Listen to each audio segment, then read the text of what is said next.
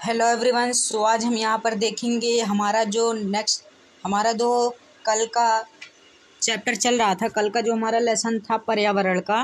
ठीक है, ठीक उसी लेसन पर हम बात करेंगे। और हमारा जो लेसन हमने कुछ उसमें जानकारियाँ देखी थी और इसमें उसकी आगे की जानकारियाँ देखेंगे। ठीक है, सो वीडियो को स्टार्ट करते हैं और इसका जो मेन पॉइंट आप लोग देख सकते हैं। ये वही चैप्टर है जो हमने कल अभी पहले देखा था। ठीक है, तो मिलते हैं इसके अगले पैराग्राफ में। ठीक है, देखेंगे यहाँ पर दिया गया है भौतिक या अजैविक संगठक। क्या दिया गया? भौतिक या अजैविक संगठक। भौतिक या अजैविक संघटक। ठीक है, और इसको अगर इंग्लिश में बात करें तो इंग्लिश में क्या कहते हैं? फिजिकल और अबायोटिक कंपोनेंट। फिजिकल और अबायोटिक कंपोनेंट। ठीक है, फिजिकल और अबायोटिक कंपोनेंट, इसको हिंदी में कहते हैं भौतिक या अजैविक संगठक। भौतिक संगठक के अंतर्गत सामान्य रूप से स्थलमंडल, वायुमंडल तथा जलमंडल को सम्मिलित किया जाता है। अभी अगर भौतिक संगठक के अंतर्गत सामान्य रूप से किस किस को उसमें शामिल किया जाता है? ठीक है, तो उसमें पहले नंबर पर आता है स्थलमंडल, फिर उसके बाद वायुमंडल तथा जलमंडल को सम्मिलित। इन तीनों मंडलों को भौतिक संगठक के अंतर्गत सम्मिलित किया जाता है। ठीक है, इन्हें क्रमशः मृदा, वायु तथा जल संगठक भी कहा जाता है। ठीक है, इनको हम जल संगठक कह सकते हैं, वायु संगठक कह सकते हैं, मृदा संगठक कह सकते हैं। ठीक है, कुछ भी कह सकते हैं। ठीक, फिर उसके बाद देखेंगे ये तीनों भौतिक संगठक परितंत्र। ठीक है, ये तीनों भौतिक संगठक परितंत्र के उपतंत्र होते हैं। ठीक है, भौतिक संगठक के उपतंत्र होते हैं।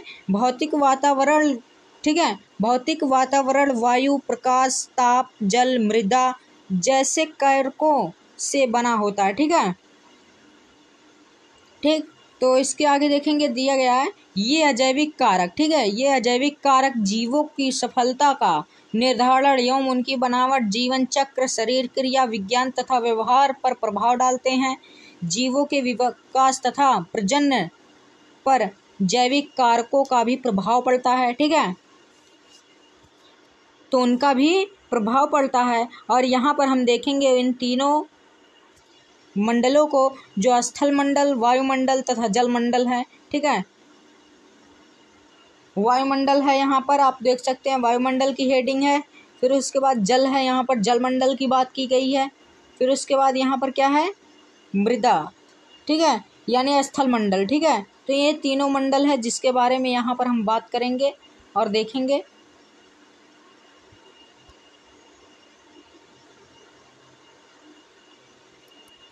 ठीक,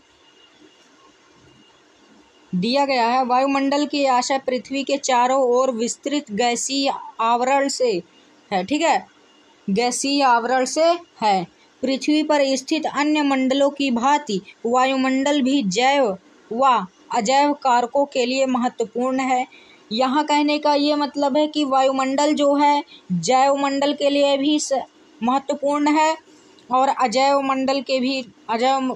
मंडल के लिए भी महत्वपूर्ण है, क्योंकि वायुमंडल की संरचना व संगठन, ठीक है, संगठन जीवों व वनस्पतियों की क्रियाओं को प्रभावित करते हैं। ठीक है, वायुमंडल गैस, जलवाष्प एवं धूल कणों का मिश्रण है। वायुमंडल में उपस्थित गैसों, ठीक है, गैसें पौधों के प्रकाश संश्लेषण, ग्रीनहाउस प्रभाव तथा जीव व वनस्पतियों को जीवित रहने के लिए एक आवश्यक स्रोत है। ठीक है, वायुमंडल की संरचना के भाग क्षोभमंडल तथा समताप मंडल पर्यावरण को महत्वपूर्ण रूप से प्रभावित करते हैं। ठीक है, तो ये क्षोभ मंडल और समताप मंडल, ये दोनों मंडल वायुमंडल की संरचना के भाग को बहुत महत्वपूर्ण रूप से प्रभावित करते हैं। ठीक है, और उसके बाद देखेंगे हम जलमंडल यानी वाटर के बारे में, पानी। ठीक है, अभी हिंदी में बात किया जाए जल को,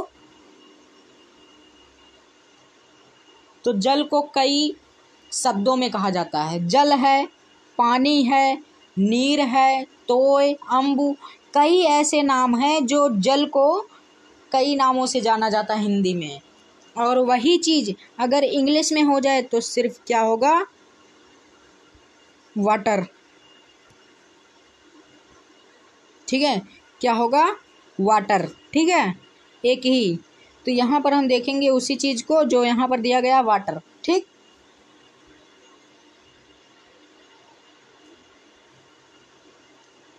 जल पृथ्वी पर प्रकृति रूप से पाया जाने वाला एकमात्र अकार्बनिक तरल पदार्थ है जो कि संसाधन, परिस्थितिकी या आवास के रूप में कार्य करता है। ठीक है, आवास के रूप में कार्य करता है। आवास का मतलब किसी का घर। जल जो है वो मछलियों का घर माना जाता है। ठीक है, प्रकृति संसाधन के रूप में उसे माना जाता है, परिस्थितिकी माना जाता है। ठीक है, ठीक। उसके बाद देखेंगे पृथ्वी पर। ठीक है, पृथ्वी पर जल की कुल मात्रा समान है, जबकि यह एक रूप से, ठीक है, एक रूप से दूसरे रूप में परिवर्तित होता है। यह प्रक्रिया जल चक्र कहलाती है। ये जो एक रूप में दूसरे रूप में परिवर्तित होता है, इसे क्या कहा जाता है, जल चक्र। ठीक है, जल जीवों की विभिन्न प्रक्रियाओं को नियंत्रित करता है। यह वनस्पति प्रकार तथा उसके संगठन पर भी महत्वपूर्ण प्रभाव डालता है। ठीक है, उसके संगठन तथा उसके वनस्पति प्रकार को भी बहुत महत्वपूर्ण प्रभाव डालता है। ठीक है, इसके बाद दिया गया है जलीय तंत्र में ऑक्सीजन, कार्बन डाइऑक्साइड तथा अन्य गैसें जल में आंशिक रूप में घुली हो रहती हैं। ठीक है, साधारणतया, ठीक है, साधारणतया गहरी झीलों व भारी मात्रा में कार्बनिक पदार्थ वाले जलाशयों में, ठीक है, पादप्लवकों तथा अन्य जलीय जीवों को, ठीक है, अन्य जलीय जीवों की वृद्धि के लिए, वृद्धि का मतलब है बढ़ना, ठीक है, के लिए ऑक्सीजन सीमाकारी कारक का कार्य करती है। जल के अंदर ऑक्सीजन की पूर्ति का नियंत्रण वायु से तथा जलीय